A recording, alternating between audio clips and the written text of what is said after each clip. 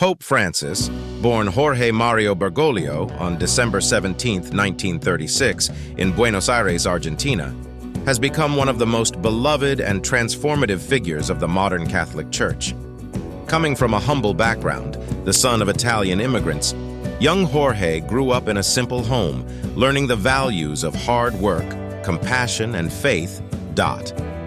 He felt the call to religious life early on and entered the Society of Jesus, also known as the Jesuits, in 1958.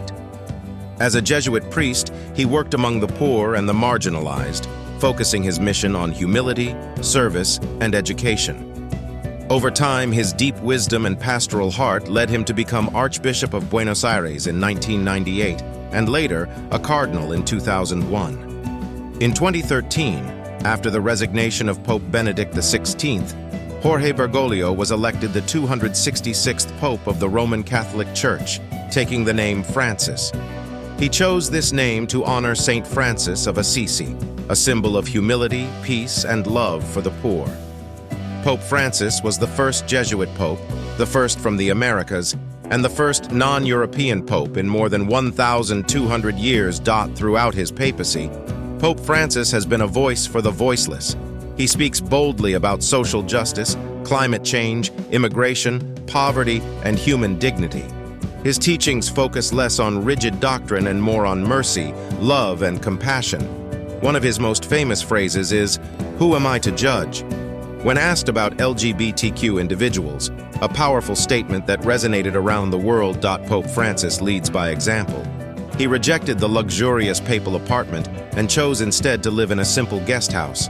He drives a modest car.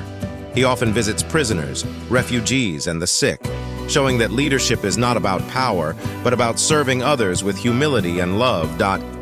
He has also championed interfaith dialogue, building bridges between Christians, Muslims, Jews, and people of other faiths.